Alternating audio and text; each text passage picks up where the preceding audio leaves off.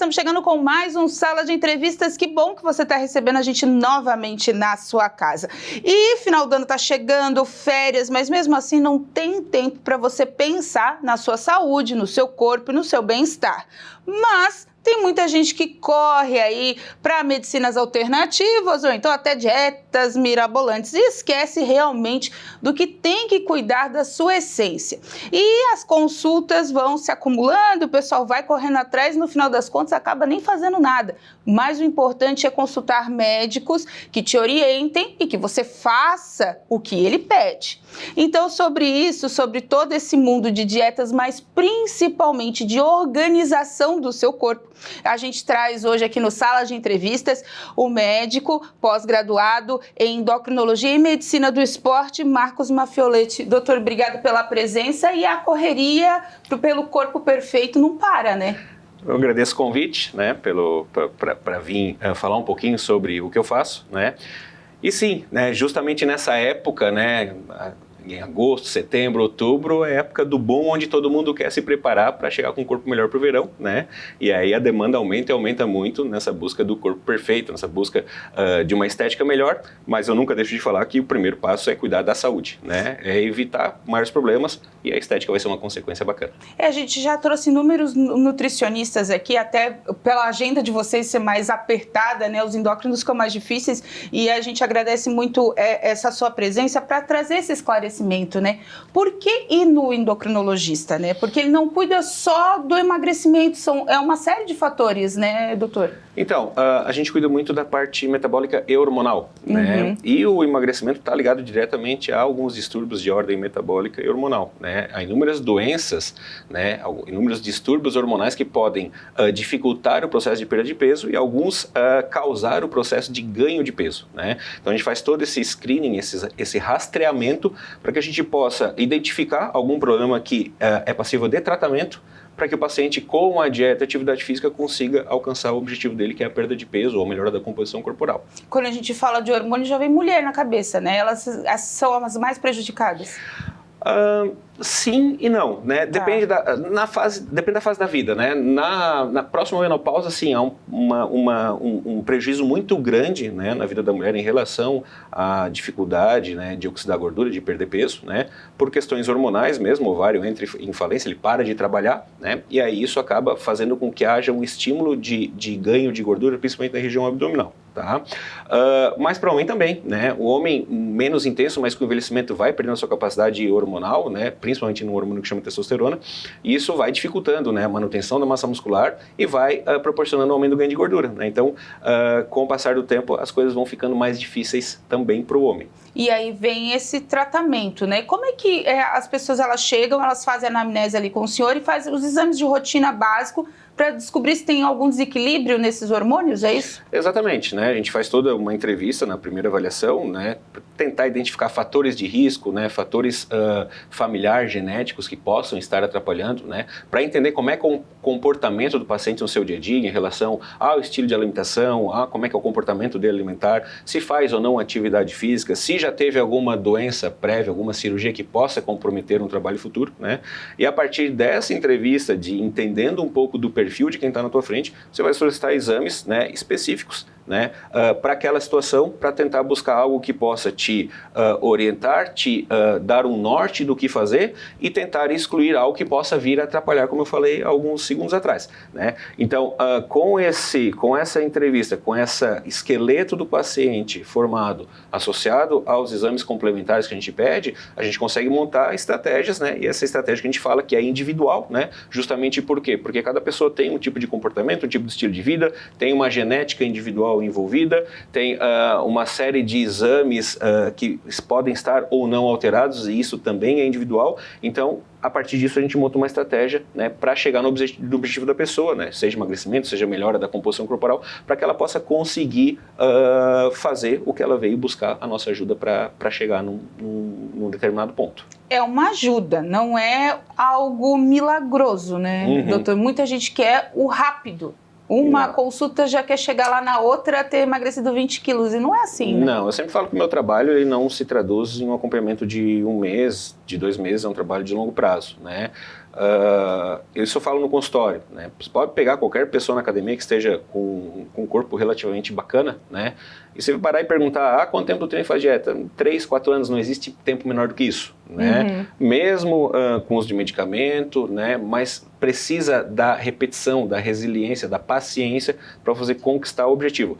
E mais do que isso, ao conquistar o objetivo, você precisa continuar para manter. Porque senão você não mantém, porque você chega no objetivo, relaxa, para e volta a fazer errado, e volta a ficar sedentário, e volta a perder tudo aquilo que tinha conquistado, né? Então é um trabalho realmente de formiguinha. Eu brinco que eu dou o caminho, né? Que eu ensino, né? Eu direciono, né? E tento facilitar isso com as diversas estratégias terapêuticas que a gente tem atualmente. Eu tento facilitar para que esse caminho seja menos doloroso, porque perder peso, né? Melhorar a condição física é um processo doloroso, é um processo que demanda um esforço grande. E por isso que é a minoria que chega lá, eu sempre falo isso, porque é a minoria que está com uma composição corporal ok, ou que não está acima do peso. Porque isso é muito difícil, porque se fosse fácil, estava todo mundo, né? Então, eu falo que eu dou o direcionamento, eu dou o norte. Se a pessoa seguir, entender o que eu estou falando e se dedicar, a gente junto vai conseguir, com a medida do acompanhamento e ajustando, né? Eu sempre falo, o caminho a gente vai fazer ao caminhar, a gente vai ajusta aqui, ajusta ali, melhora lá, e vai alterando as estratégias na medida do que for necessário para que o paciente possa chegar lá. Mas depende muito dele fazer a parte dele, porque sozinho a gente não vai conseguir chegar a lugar nenhum. Tem muita gente ainda, né, que vem com o estereótipo de, eu vou no endócrino porque ele vai me passar remédio. Ou então eu não vou no endócrino porque ele vai me passar remédio. Tem muita gente ainda associando, tendo essa relação, e nem sempre é assim, né, doutor? Não necessariamente. Eu tenho alguns pacientes, e não são poucos, que chegam para mim e que a gente faz todo esse trabalho prévio e na hora de dar a definição terapêutica, falo, cara, tu não precisa de remédio. Tu precisa te dedicar na atividade, na dieta, porque tu não tem nenhum distúrbio de ordem metabólica, hormonal necessitando de estratégia terapêutica, tu não tem nenhum distúrbio comportamental que necessite, porque às vezes o paciente biologicamente está tudo bem, mas o cara psiquicamente é compulsivo, precisa controlar a compulsão, às vezes o paciente não tem, né, cara, tu tá faltando de organização, tu tem que organizar a tua dieta, fazer atividade física e as coisas vão acontecer, e é batata. O paciente vai lá, faz o trabalho dele, o dever de casa, volta 60 dias depois, já com menos peso, já com mais massa muscular, comendo direito, foi na nutricionista, organizou o plano alimentar, está seguindo o plano, né?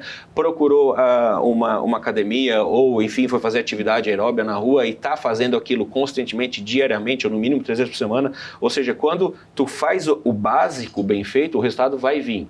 O meu trabalho é facilitar esse básico, né? E pontualmente organizar esse caminho, tentar facilitar pontualmente, tentar estimular pontualmente o que for possível para que haja o contentamento, vamos dizer assim, da pessoa que me procurou.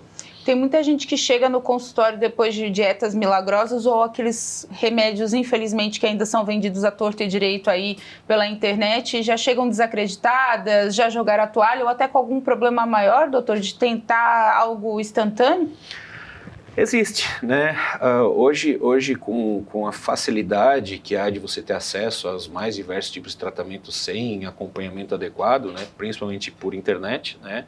Existe até porque na grande maioria desses remédios, né, que você vai olhar no rótulo, tá lá um monte de ativo fitoterápico que, pô, a gente sabe que não vai emagrecer 3, 4 quilos e a pessoa, tomei esse remédio, em 2 meses eu sequei 15 quilos. Cara, tem coisa ali dentro que não tá no rótulo e tem coisa bem pesada, muito provavelmente, por mais que a gente não consiga provar, mas sabe que biologicamente uma coisa não condiz com a outra. Exatamente. E aí isso acaba frustrando, né? Porque a pessoa toma um remédio que provavelmente está ali contaminado, talvez com uma anfetamina, né? com algum inibidor de apetite mais potente, que às vezes associações entre medicamentos que não se faz na rotina clínica por aumento de risco cardiovascular, por exemplo, ali dentro vende, ninguém sabe o que está tomando, tem esse emagrecimento súbito rápido, a hora que para de tomar tem um efeito rebote e acaba ganhando todo o peso que perdeu, justamente por não mudar o estilo de vida. O que eu prezo na minha prática clínica, lá dentro do consultório, é o seguinte, cara, entenda o seguinte, você quer chegar em algum lugar, você tem que mudar o estilo de vida. Se não tiver mudança de estilo de vida, a conta final vai ser a mesma, 2 mais 2 é 4. Se você quer o resultado 6, você vai ter que mudar a conta. Se você continuar fazendo a mesma coisa, esse é o resultado. Então, o que eu prezo muito é buscar fazer o meu paciente internalizar, entender que ele precisa mudar. Ele mudando, eu consigo facilitar. Agora, se ele não mudar, qualquer estratégia ela vai ser provisória no momento que ela estiver sendo usada. A hora que ela sai, volta tudo. O Dr. Marcos também ele é especialista na questão de hormônios, né? Claro, ele é endócrino, mas tem implantes hormonais. Enfim, a gente vai falar sobre isso no segundo bloco. Então, você aguenta aí, a gente vai continuar o papo aqui, que depois também fica tudo disponível no nosso canal do YouTube para você tirar qualquer dúvida. Doutor, claro, né? Depois a gente entra nesse assunto, mas primeiro vamos vir para os bariátricos, né? Teve o boom da cirurgia bariátrica há 20 anos, começou todo mundo fazer, daqui a pouco deu uma parada e do nada também voltou, facilitou o acesso à bariátrica. Antes era bem mais difícil. Como é que está essa situação do pós-bariátrico? Tem muita gente com reganho, muita gente precisando de ajuda para continuar no trilho? O pós-cirurgia bariátrica, a gente fala não, é um tratamento continuado, né? Depois da cirurgia você vai ter a perda de peso, né? Que a cirurgia vai induzir, mas você precisa da continuidade do acompanhamento nutricional, do acompanhamento com psicoterapia, né? Com acompanhamento médico, tanto do cirurgião que fez a cirurgia, quanto do clínico que vai acompanhar a parte metabólica, hormonal, vitaminas e reposições, enfim, tá?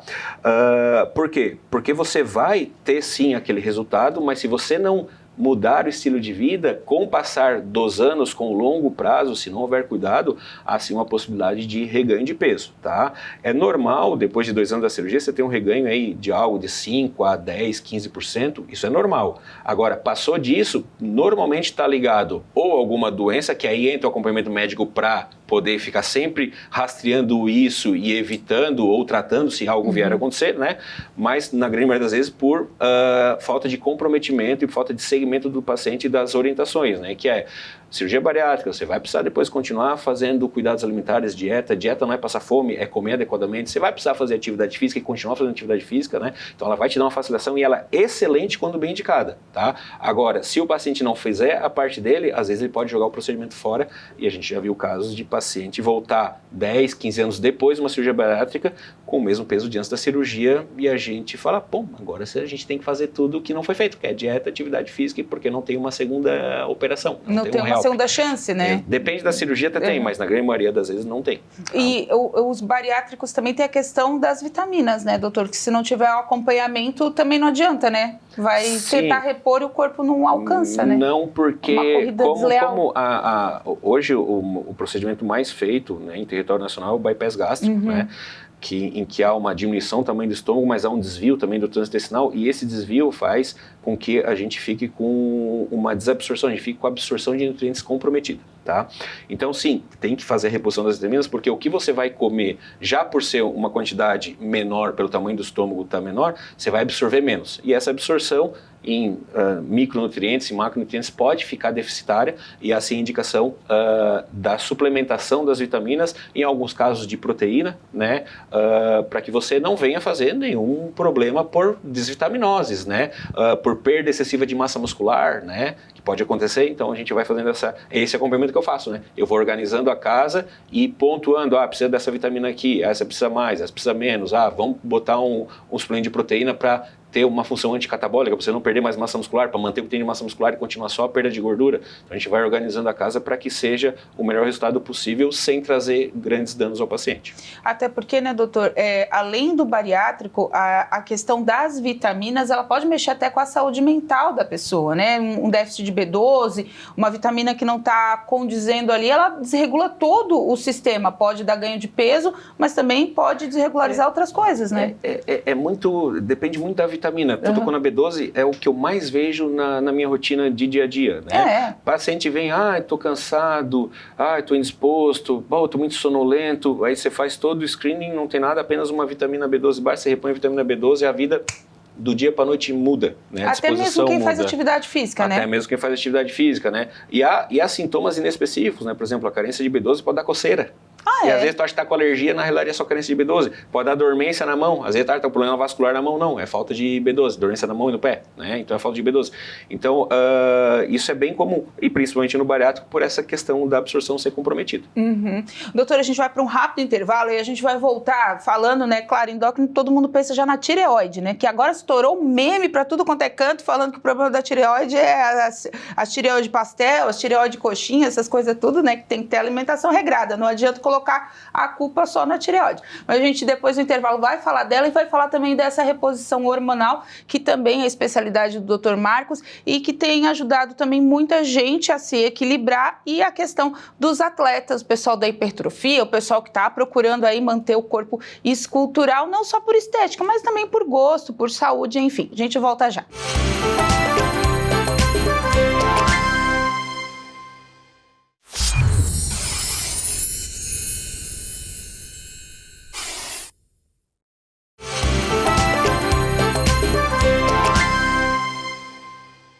De volta com o nosso Sala de Entrevistas, hoje conversando com o endocrinologista, pós-graduado nela e também na medicina do esporte, Marcos Maffioletti, falando sobre o processo de emagrecimento, sobre toda essa corrida, mas também vamos falar dela, a tireoide, que sempre é a grande vilã.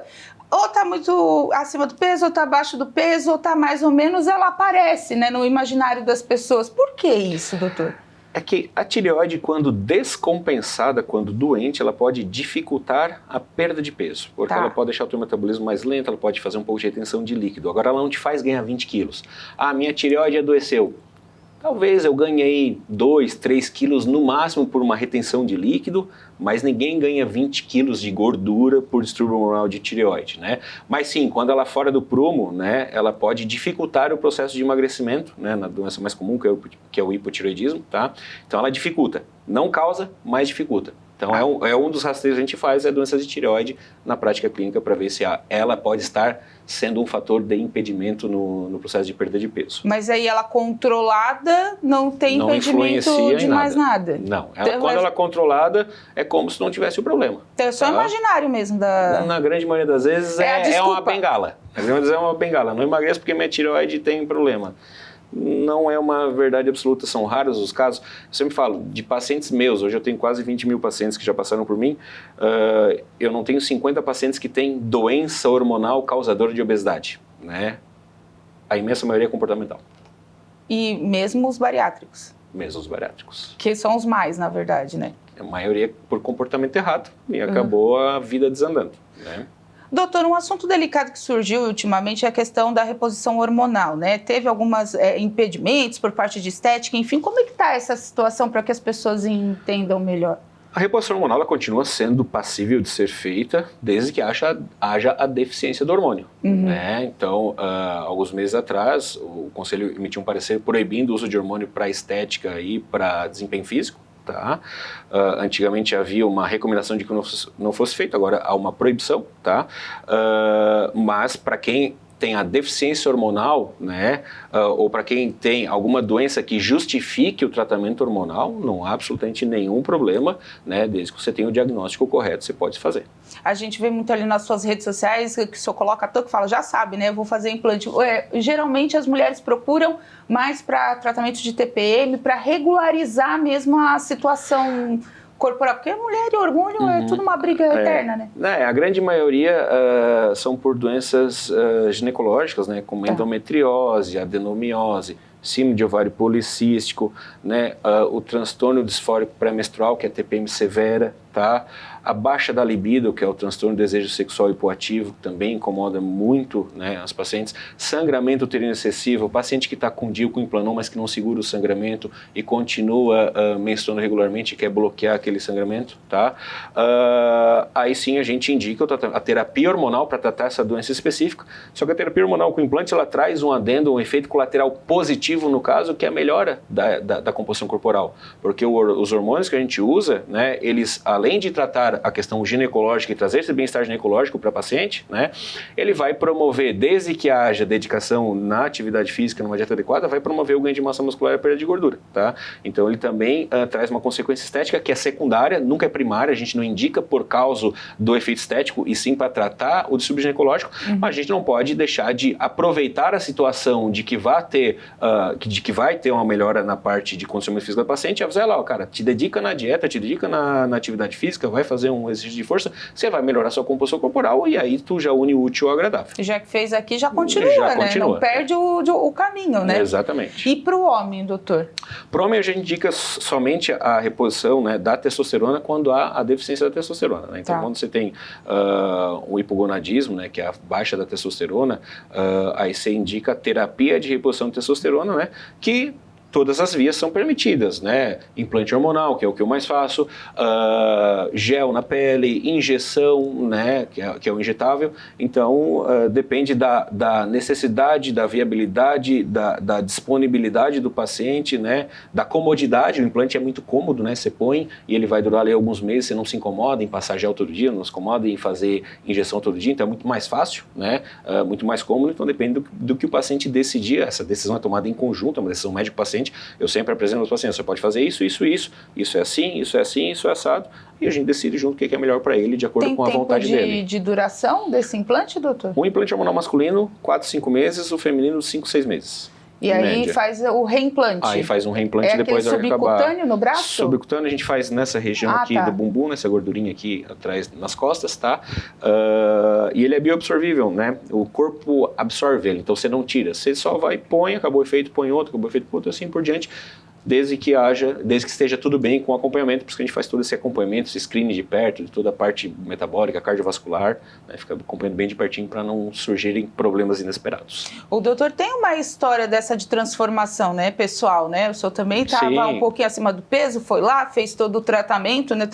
Fez todo o acompanhamento e regulou a sua vida também para ter um melhor desempenho físico. Essa é uma história bem bacana, essa começou, foi em 2016, eu já estava atuando na área, e só que excesso de trabalho, ainda dava muito plantão, hoje eu não dou mais plantão, dava muito plantão, então plantão você come lanche, você come tudo errado, não tinha tempo para fazer atividade física, e eu cheguei a pesar 117 quilos, e uma vez me chamou a atenção uma paciente que era amiga de uma amiga minha, que falou assim, fui lá para consultar com ele, mas ele tá mais gordo do que eu, como é que ele vai me emagrecer?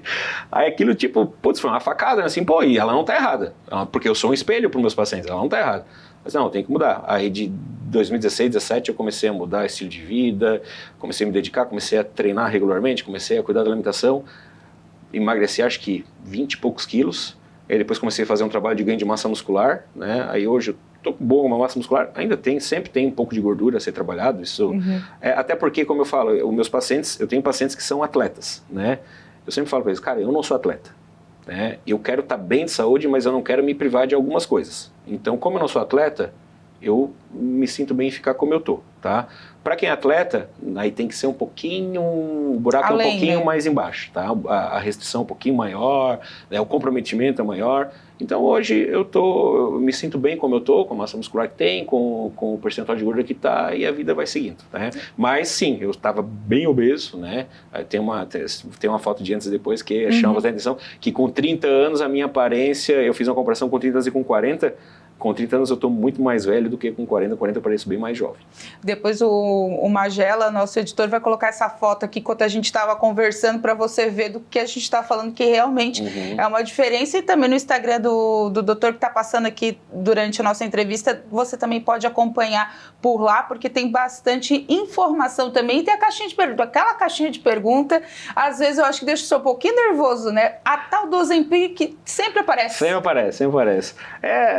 É uma forma de eu manter o contato, né, com quem não consegue acesso e poder ajudar, uma forma de ajudar também, porque queira ou não, às vezes é uma dúvida que para mim parece ser banal, ou para quem está nesse dia a dia parece ser banal, mas para uma pessoa que está começando é tudo dúvida, é novidade. Muita gente pergunta sobre creatina, como é que usa, né? Sim. Que é o suplemento mais comum. Tem uma série de creatina, mas essa outra pergunta sempre vem, mas para aquela pessoa que está começando, ela tem dúvida, né? E se eu posso ali responder, né, sem comprometer a saúde dela, obviamente, né, eu vou responder. Claro que tem perguntas que a pessoa, ontem mandaram perguntar, meu exame está tanto, o que eu faço? Cara, é um exame, eu não posso responder baseado nos exames. Tem que consultar, tem todo um entorno para eu entender antes de dar uma opinião. Então, não posso dar uma opinião em cima disso, né? Agora, a creatina, como é que usa, né? Isso isso é tranquilo, não vai matar ninguém, creatina não mata ninguém, né? O Ozempic, o Ozempic é um medicamento, né? É indicado para isso, para aquilo. Se você tem indicação, eu sempre falo. Se você pode usar ou não, eu não sei, você tem que consultar, né? Mas são perguntas que volta e meia estão aí. A creatina, inclusive, foi, de acordo com a Amazon, né, o site de vendas, foi o produto mais procurado e mais vendido no ano passado, né, dentro da plataforma. Então, realmente, esses suplementos tem chego para vocês como, doutor? Como é que o pessoal chega lá? Eu estou tomando 3 vezes por semana. Quem te indicou? A internet e outros suplementos também, né? Hoje muito vem do próprio acesso à informação na internet, né? Hoje YouTube, né? Tem muita gente do meio fitness, né? E a pessoa divulga, fala o que está tomando, né? E a pessoa se espelha, vê o cara lá, a menina com corpo bacana, eu tomo isso, tomo aquilo, aí vem, queria ver isso, vem com as dúvidas, porque, vi fulano de tal tomando, diz que é bom, não sei o quê. Depende, né? Eu sempre falo, eu nunca prezo por encher os meus pacientes de eu brinco, né? Aquela tripa receita gigante com 1 milhão de coisas, né? Eu sempre falo, com dieta adequada, grande parte dos problemas vão estar resolvidos, né? O suplemento é pontual, né? Eu vou suplementar aqui porque eu preciso disso, vou suplementar aqui porque aqui está faltando, né? Vou botar aqui porque vai melhorar a minha questão do treino, vou botar aqui porque vai melhorar o pós-treino. Depende da atividade física. Eu tenho um paciente que é triatleta, né? E ele vai precisar de uma suplementação diferenciada antes, ele vai precisar de uma suplementação dentro do treino dele, né? Uma específica pós-treino, por quê? Porque ele faz, o atletismo ali, um triatleta, ele fica aí, sei lá quantas horas correndo, né? Eu tenho um paciente que é montanhista, que ele faz maratona em montanha. Nossa! Né? Então, o desgaste dele é extremamente grande. Eu tenho muito paciente do pedal, da bike, né? Então, dependendo de cada esporte, dependendo da intensidade do treino, da durabilidade do treino, você vai ter suplementação específica para aquilo. Não é igual para todo mundo. Na grande maioria das vezes, o trivial, que é um whey protein, uma creatina, vai estar ali no meio. Mas os outros suplementos, pontualmente, é que a gente vai indicar ou não, dependendo da condição física e do tipo de esporte do paciente. O senhor pega muito paciente que faz essa suplementação aleatória e acaba transformando em outros distúrbios, doutor? Ou ela não tem contraindicação, vamos dizer assim? Sim, depende do suplemento, tem, principalmente os que podem acelerar um pouco o metabolismo, como taurina, cafeína, pode ter arritmia cardíaca, por exemplo, né? Mas na grande maioria das vezes eu falo, tá sobrecarregando o teu bolso, né? Tá gastando dinheiro sem ter necessidade, né? Que não tá te trazendo benefício, não tá te fazendo mal? Não. Mas também não tá mudando nada. Então, tu pode poupar esse investimento e focar num outro tipo de trabalho que seria mais interessante, né? Com um bom acompanhamento médico, nutricional, ou às vezes ver uma consultoria ou pagar um educador físico para conduzir o teu treino, né? Isso às vezes faz mais diferença do que tu tomar um suplemento aleatório achando que está abafando e na realidade não está mudando muita coisa. E uma outra questão que sempre chama a atenção, doutor, é essa questão, por que o senhor foi para o esporte? Por que o esporte chamou a atenção para os seus pós-graduar e fazer essa área dos atletas? Então, foi mais ou menos nessa época, né? Eu já a medicina do esporte eu terminei ela em 2022, né? Então é recém, né? Eu fiz quase 10 anos depois de fazer a minha primeira pós-graduação em endocrinologia. Mas eu já trabalhava muito com emagrecimento, mas a partir de 15, 16, eu comecei a notar que começou uma procura muito grande pelo pessoal focado no esporte, no desempenho físico, no desempenho esportivo mesmo, né? E aí eu comecei a notar aquela procura, aquela demanda, e eu me senti na necessidade de especializar, houve um boom muito da questão hormonal, né? Principalmente o pessoal de academia e o uso errado de hormônios, né? E veio aquela demanda e eu disse, eu tenho que ir mais a fundo nisso, porque tem gente que vai precisar da minha ajuda, e o que eu domino eu não me senti ainda o suficiente para poder trabalhar com esse tipo de paciente. Então, antes de fazer a medicina do esporte, primeiro eu fui estudar toda a parte hormonal, fiz diversos cursos, diversas especializações, né? Depois fui ver a parte da medicina do esporte para poder dar o melhor atendimento que eu posso para quem me procura. E aí foi de 15, 16 para frente, porque essa geração mais nova começou a procurar muito pela questão do desempenho físico. Doutora, a gente já está chegando no final, passou bem rápido nossa entrevista, quando é bom é assim, passa rapidinho, e eu queria que o senhor deixasse um recado para o pessoal que está em busca não do corpo perfeito, mas da saúde, né, para essa reta final de ano e até para tornar hábito, né, para levar para a vida. Então, eu sempre falo alguns pontos chaves, né? O primeiro ponto chave tem uma alimentação saudável, né? Evite excesso de fast food, né, dos junk food, das tranqueiras que eu brinco com meus pacientes, né, evite excesso de açúcar, né, toma bastante líquido, foque em comida de verdade, carne, ovos, legumes e verduras, né, busque orientação de um médico, busque orientação de um nutricionista, faça atividade física regular, eu sempre falo, seja ela qual for, atividade física é importante. Se você tem um objetivo de composição corporal, de estética, algo de ordem muscular, mas se o objetivo é saúde ou perda de peso, qualquer atividade, tanto a parte muscular quanto a parte aeróbica, vão ser muito bem-vindas. Isso para a sua saúde, né? Tenha paciência, porque nada se constrói em um mês, né? São alguns meses, anos para você chegar num ponto ideal, tá? E saiba que não vai ser fácil, tá? É extremamente difícil, tá? Eu falei lá no começo do programa, se fosse fácil, estava todo mundo super bem, é extremamente difícil. Então, se você tiver resiliência em ter uma alimentação adequada, fazer uma atividade física regular, né?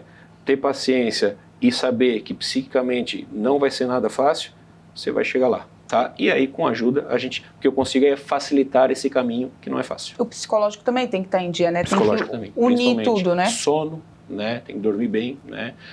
Ter lazer, né? Então, o beabá de sempre, não fumar, não beber, né? Evitar o excesso de álcool, né? Eu nunca proíbo meus pacientes de fazer nada, mas falo sobre os excessos.